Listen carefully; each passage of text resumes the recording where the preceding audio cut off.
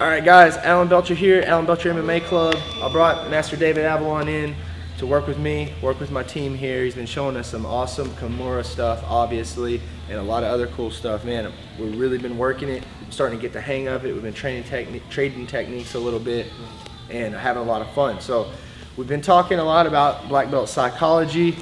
Obviously, Marcos is putting that out right now, and it's so awesome, man. I haven't finished it yet, but I've been reading it. I've already picked up tons of stuff that I want to implement into my training, into my thought process, getting ready for my battle. And it's really great. It's specific to our sport of MMA. And I want to talk a little bit about strategy, which he covers in there. And I want to talk about what I think about strategy and a couple of things that I've even learned from the book, little tricky things. And this is a cool one that I've used before. I've taught other people to use. Just a little tricky thing to kind of throw your opponent off.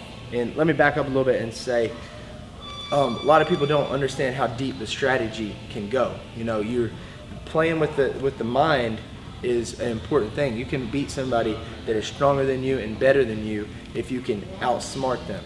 Okay, so I want to set them up. I want to trick them into doing something, get them thinking about one thing and do something else. So this is a real short one, real quick one that's really cool. So imagine my last couple fights, Dave studied me and I'm a righty and he's a righty. So he's been thinking about, you know, typical righty type of stuff. He knows I'm gonna throw the low kick here. He wants to circle away from my right hand. That's the type of stuff they're looking for, you know. And if I shoot a certain way, you know, off this right-handed stance, he's already studied this stuff and he's ready for it.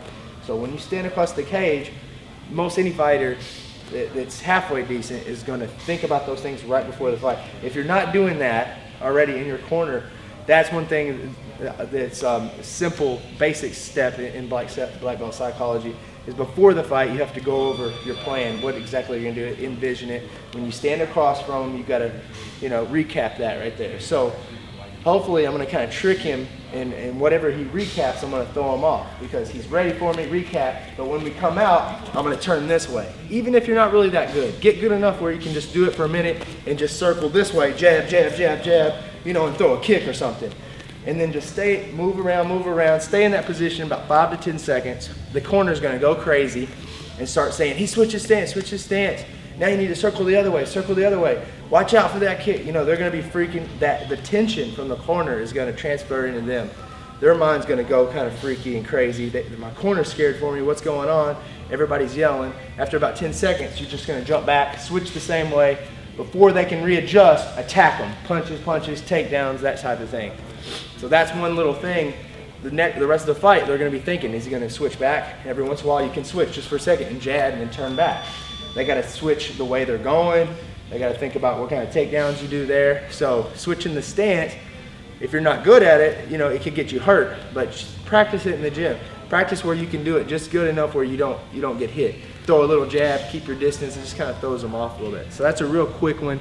That's the kind of stuff that's covered in black belt psychology. That to me is the black belt mindset. That's the next level. You know, you can learn a lot of techniques, learn amazing grappling, wrestling, striking, but how you apply it and how you set people up and trick them and use your mind to win is a huge part about black belt psychology. So I love it. I don't promote things that aren't amazing. These guys are putting out great stuff. I put out good stuff, so that's the only reason I would even mention it to you. So on this page, there is a place where you can put your email over there, and you're going to get some other free videos, get a closer look into the black belt psychology. Don't cost you anything. Go check it out and enjoy it. I think you're really going to like it. Absolutely. No, just like Alan said, the most important thing you have when you're fighting is your mind.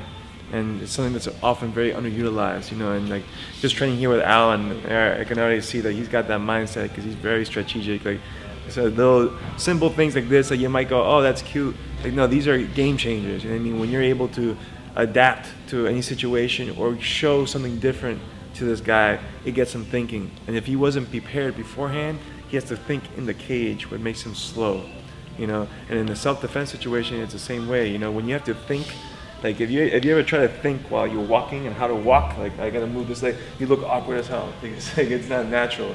You flow normally. So when you get a guy thinking inside the cage, he's gonna be very slow, and that's gonna make it easy for you to capitalize and gain the victory there. So again, just like Alan said, you know, like if you want to check out more stuff like this, you know, just put your name and email in the form to your right, so you get access to a lot of free videos. All right, thank you.